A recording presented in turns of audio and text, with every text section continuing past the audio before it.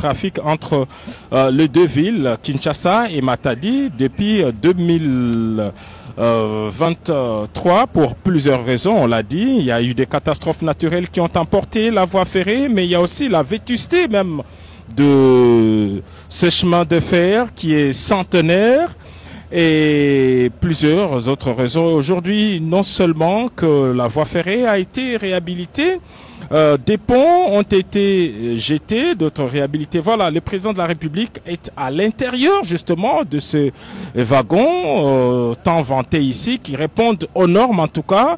Ceux qui ont l'habitude de prendre le train entre Paris et Bruxelles ne voient pas en tout cas de différence entre ce que l'on est en train de voir maintenant et ce qui s'est fait ailleurs. La seule différence, disons-le, ça c'est pas des trains de dernière technologie, c'est pas non plus des TGV, mais au moins en matière de confort, de ce train, de ces wagons voyageurs qui devraient faciliter les trafics à partir de la semaine prochaine entre Kinshasa et Matadi pour 8 heures de route, simplement 8 heures de chemin de fer, 8 heures de voyage à cause de la vétusté du chemin de fer. Il y a une vitesse qui est recommandée, c'est pas au-delà de 80 km/h.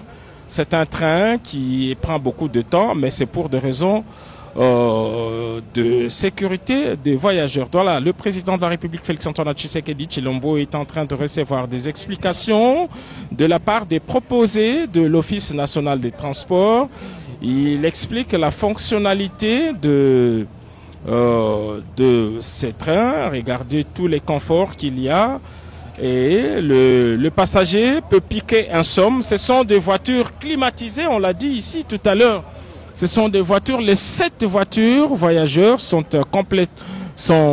climatisées et ont tous les conforts en tout cas voulus à un voyageur long courrier.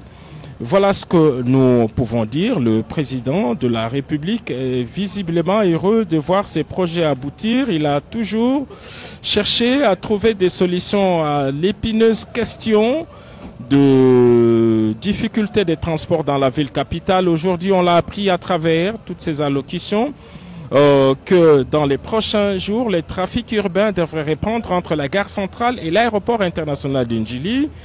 Entre-temps, dans la partie ouest également, la voie ferrée est en train d'être dégagée, l'emprise ferroviaire est en train d'être dégagée entre la gare centrale et Kitambo Magasin.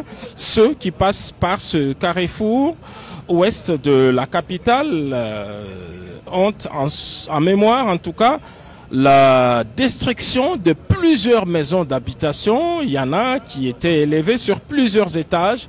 Toutes ces constructions anarchiques ont été détruites autour de la gare de Kitambo Magasin.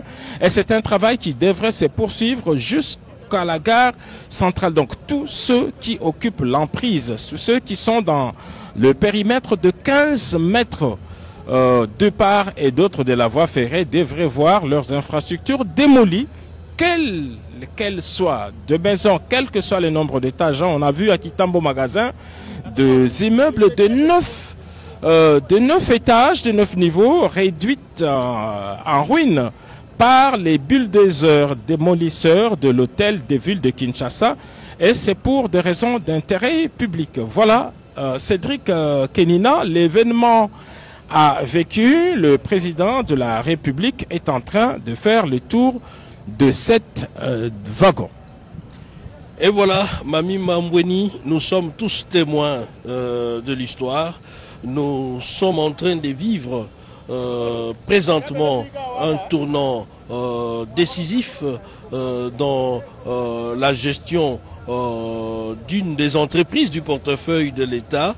La ministre du portefeuille l'a rappelé dans son allocution tout à l'heure. C'est une bouffée d'oxygène pour l'ONATRA et c'est aussi un changement radical dans la conception, la manière de penser les politiques publiques dans le secteur de transport en commun.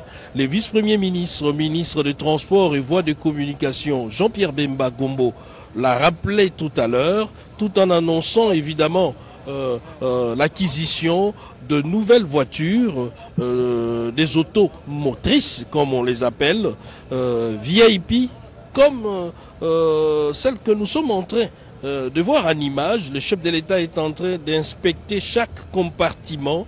C'est confortable. Voyager devient un plaisir immense en République démocratique du Congo. Quitter Kinshasa pour rejoindre Matadi, ce n'est plus avec grincement des dents, c'est avec beaucoup de bonheur. On se met sur un fauteuil confortablement et l'on voyage paisiblement. C'est un atout indéniable. C'est aussi